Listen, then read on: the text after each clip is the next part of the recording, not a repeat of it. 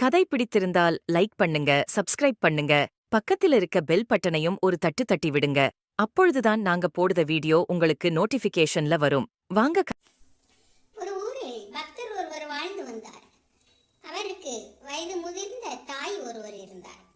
அவரது தாய் தன் குழந்தைகளுக்காகவே தன் வாழ்க்கையை அர்ப்பணித்திருந்தார். அவர் தனக்கென்று எதையும் செய்ததே இல்லை.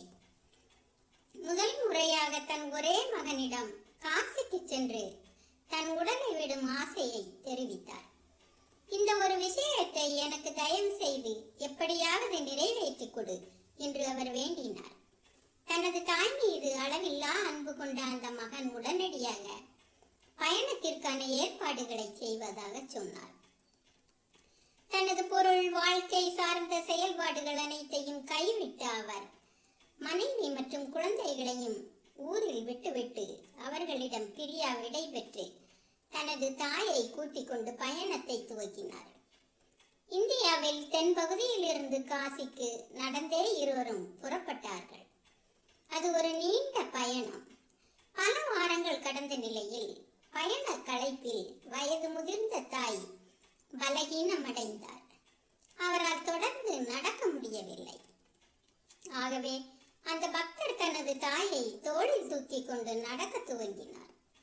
தனது முழு பலமும் தீரும் நிலையிலும் கூட நடந்து கொண்டிருந்த அவரிடம் தனது தாயின் ஆசையை என்ன விலை கொடுத்தாவது பூர்த்தி செய்துவிட வேண்டும் என்ற முனைப்பு அவரிடம் இருந்தது. அந்த நீண்ட பயணத்தில் ஒரு காட்டு வழியில் பயணிக்க நேர்கையில் அங்கே ஒரு மணியோசையை கேட்டார். அந்த ஆத்தான காட்டிற்குள் எப்படி மணியோசை வருகின்றது என்று யோசித்தார்.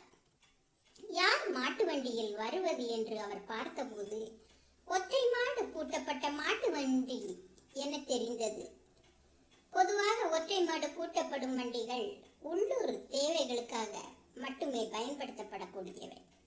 தொலைதூர பயணத்திற்கு எப்போதும் இரட்டை மாடு வண்டிகள் தான் பயன்படுத்தப்படுகின்றன.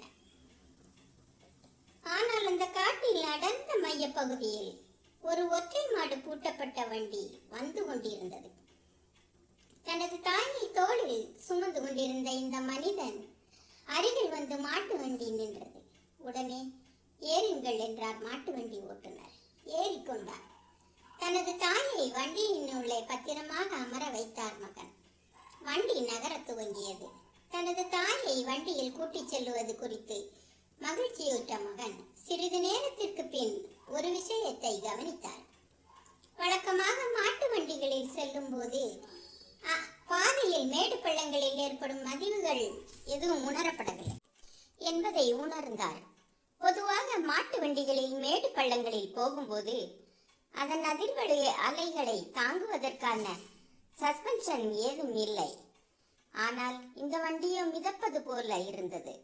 வண்டியின் சக்கரத்தை கவனித்த போது அவை சுழலவில்லை. பின் அவர் காளையினை பார்த்தார். அது கால் மடக்கி அமர்ந்தவாறு இருந்தது. ஆனாலும் வண்டி சென்று கொண்டே இருந்தது. பின் அவர் ஓட்டுநரை பார்த்தார். அங்கு முகம் இல்லாத ஒரு மேலாடை மட்டுமே இருந்தது. அது வெறுமையான முகம். அந்த ஆடைக்குள் ஒன்றும் இல்லை. அவர் தனது தாயை பார்த்தார். அவர் பிரகாசமாய் ஜொலித்துக் கொண்டிருந்தார். அவரது தாய் உடனே எழுந்து உட்கார்ந்து, நாம் வந்து சேர்ந்து விட்டோம். அவர் இங்குதான் இருக்கின்றார். நான் போகும் நேரம் வந்துவிட்டது என்று சொல்லி தன் உடலை அங்கேயே துறந்தார். பொருள் நிலையுடன் யாரெல்லாம் ஆழமான அடையாளம் கொண்டு அதன் கட்டுப்பாட்டிற்கு சிக்கியுள்ளார்களோ அவர்கள்தான் காலம் இடம் என்ற தன்மைகளிலும் சிக்கிக் கொள்ளுகின்றார்கள்.